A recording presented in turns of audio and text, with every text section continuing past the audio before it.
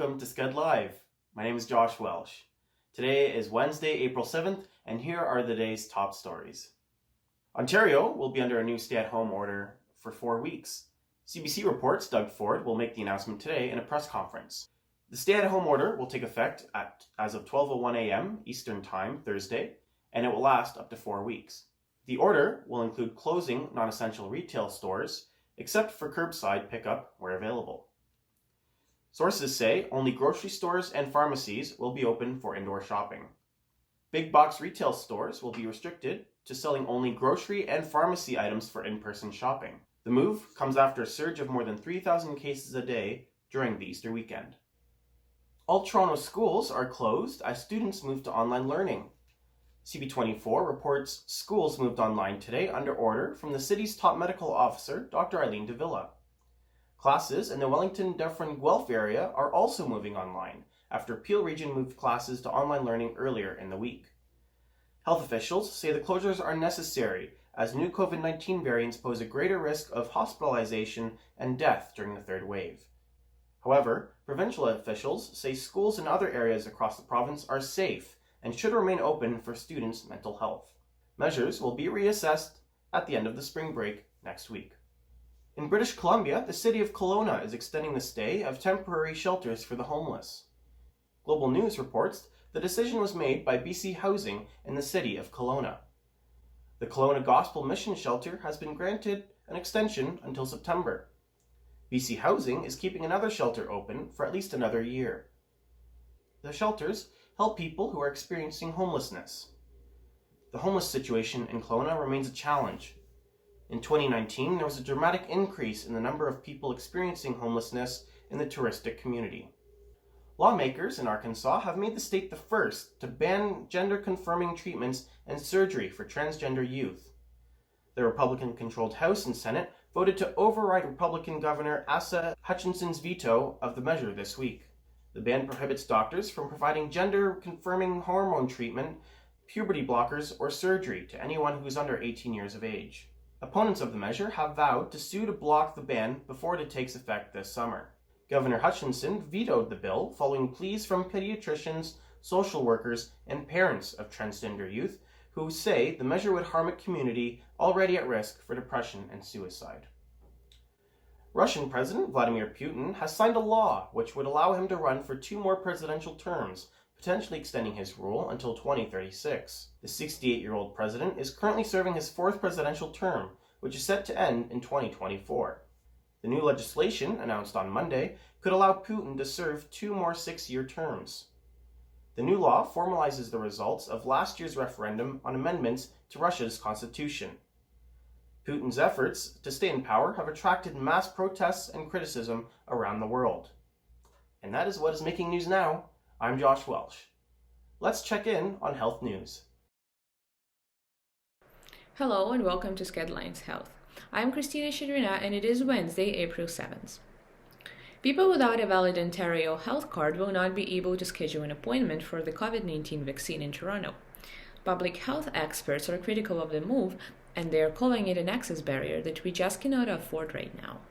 CP24 reports Toronto's Associate Medical Officer of Health, Dr. Vinita Dubey, confirming that Provincial Call Centre is refusing to let people without OHIP cards book vaccine appointments and mass city clinics. However, there are no such requirements by Toronto Public Health. Dubey says that Toronto Public Health is working to support people without OHIP cards to get vaccinated. Dr. Andrew Buzary, an executive director of social medicine at University Health Networks, says that the focus should be on helping marginalized communities and people that are living in high-risk neighborhoods. Dubey told CP24 that residents without health cards will eventually be able to book an appointment using other government-issued identification, including non-Canadian and expired documents. However, those plans are still being finalized. Canada is launching a probe into Pfizer's arthritis drug Xeljanz after the company has identified increased risk of serious heart-related issues and cancer in the participants. The trial has examined the long-term safety of the drug at 2 doses in patients of at least 50 years old and that have at least 1 cardiovascular risk factor, the regulator said. Health Canada says that it has conducted a safety review of the drug in 2019 after increased risk of blood clots in lungs and deaths had been reported. Zildjian's current Canadian label carries warnings and precautions for cancer and information on heart attacks. US President Joe Biden has moved up the COVID-19 vaccine eligibility target for all American adults to April 19th. However, Biden warned that with the new virus variant spreading, the country is still in a life and death race with the coronavirus. Thanks to their hard work and the hard work of the American people and the hard work of my team, I'm announcing today that we're moving that date up from May 1st to April 19th nationwide. That means by no later than April 19th, in every part of this country, every adult over the age of 18 or older will be eligible to be vaccinated. Biden is directing states to widen the vaccine eligibility to people of 18 years old and older to 2 weeks earlier than the previous deadline. Testing is underway for a vaccine for people of under 16. And Biden says that the government's current actions will determine how many people will be saved and lost in April, May, and June before the country gets to July 4th. The total global count of COVID-19 cases now exceeds 127 million. The United States remained the worst hit country worldwide, followed by Brazil and India, according to the World Health Organization report. The total number of confirmed COVID-19 cases in the US surpassed 30 million on Wednesday, with the death toll exceeding 550,000. According to a new study by US Centers for Disease Control and Prevention, over 3 million people died in the country last year, partially due to the COVID-19 pandemic. Brazil has reported a total of just under 13 million of COVID-19 cases and logged over 320,000 COVID-19 deaths as of Wednesday, the country's Ministry of Health reports. India's COVID-19 case count rose to over 12 million on Thursday, according to the latest figures released by the Federal Health Ministry. Both the number of new COVID-19 cases and deaths in 24 hours in India has reached its maximum this year so far. A new HIV vaccine is raising excitement after its first in-human trials show 97% success at stimulating a rare set of immune cells, Life Science reports today. Developed by scientists at Scripps Research in San Diego and the nonprofit International AIDS Vaccine Initiative, the vaccine is now in phase 1 of the clinical trials and has been tested in only 48 people so far. It is, however, a new and important attempt to head off the fast-mutating human immunodeficiency virus, which has eluded vaccines in the past.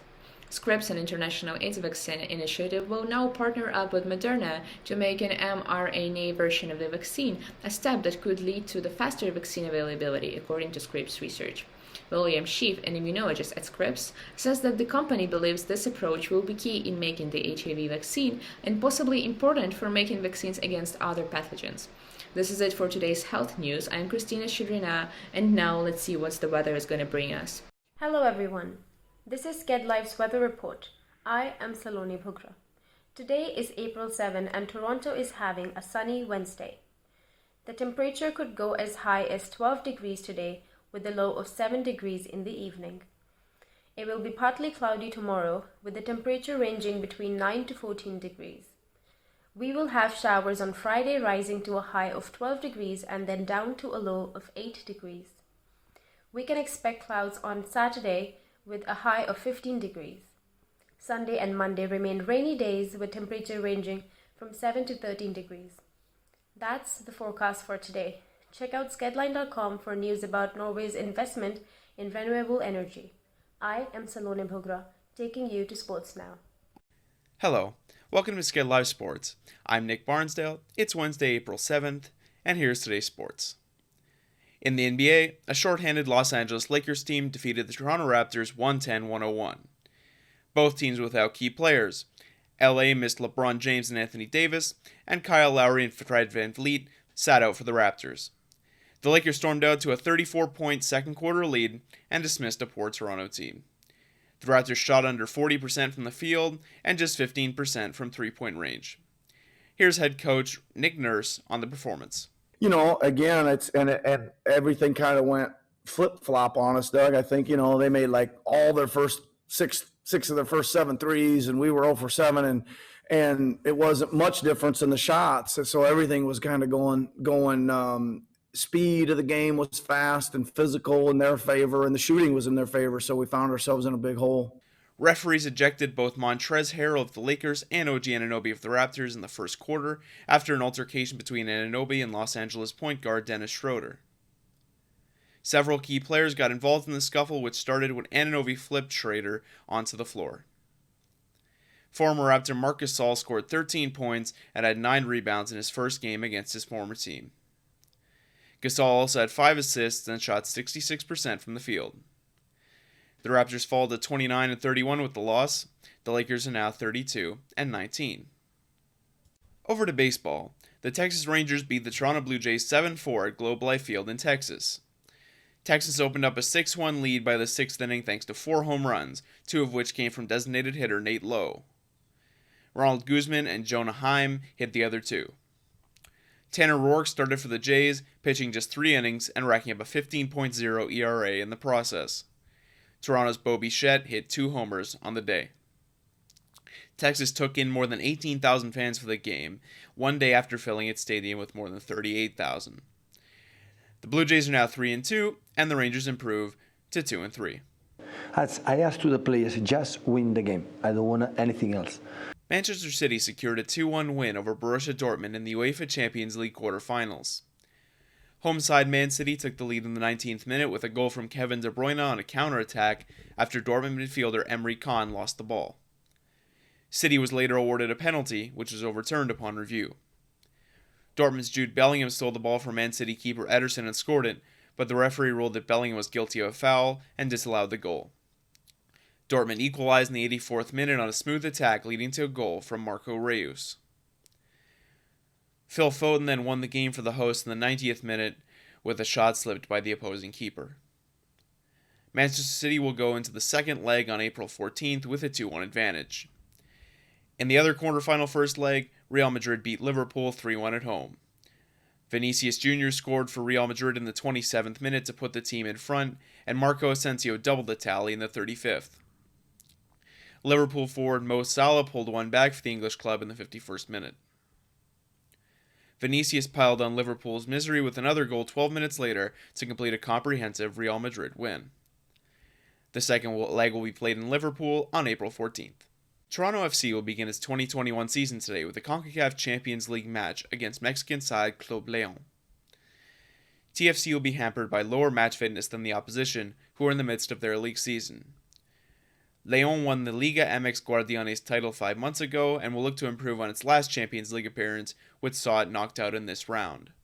Toronto also lost at this stage in 2019. The CONCACAF Champions League is North America's premier club soccer competition, with the winners qualifying for the FIFA Club World Cup. The Canadian side will play away in the first leg and contest the second on April 14th at home. TFC will begin its MLS campaign on April 17th against CF Montreal in Florida. In the NHL, the Toronto Maple Leafs will take on the Montreal Canadiens tonight. A banged-up Montreal team will face its rivals without Brendan Gallagher, one of its top scorers, and its starting goaltender Carey Price. The Maple Leafs are on top of the North Division while the Canadiens are fighting for a playoff spot. The Leafs have not lost in regulation in their last 8 games, while Montreal is 4 from its past 5. The Leafs are currently leading the season matchup over the Habs 3-1. That's it for sports today. I'm Nick Barnsdale. Let's move it over to entertainment. Here are today's entertainment stories.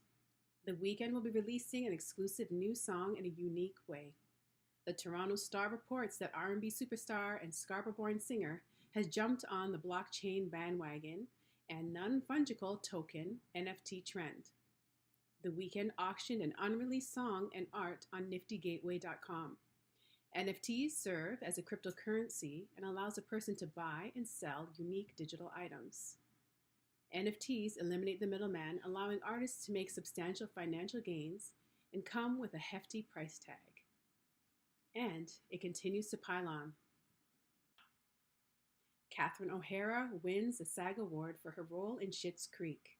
CBC News reports O'Hara won again for her portrayal of Moira Rose. O'Hara earned the Screen Actors Guild Award for Best Female Actor in a Comedy. O'Hara also won a Golden Globe and an Emmy for the same role. This Canadian show, created by Dan and Eugene Levy, also captured an award for the Best Comedy Ensemble. Schitt's Creek aired its sixth and final season on CBC and Pop TV last April. And more in SAG News. Courtroom drama The Trial of Chicago 7 and the jazz period film Ma Rainey's Black Bottom are the big winners at the Screen Actor Guild Awards. The Trial of Chicago 7, set during the 1968 Vietnam War protests, took the win for Best Ensemble. Chadwick Boseman picked up an award for his final role as 1930s trumpet player in Ma Rainey's Black Bottom. The late actor died of cancer at 43 last year. Viola Davis is honored as the Best Actress for playing jazz diva Ma Rainey. Yoon Ya-jung is SAG's choice for Best Supporting Actress Award for the Korean language story Minari. British actor Daniel Kaluuya's performance as the late Black Panther activist Fred Hampton in Judas and the Black Messiah is recognized for Best Supporting Role. All four of the winning film actors were people of color, a first in SAG Awards 27 history. And in other entertainment news, Prince Harry and Meghan's first project for Netflix will focus on the Invictus Games.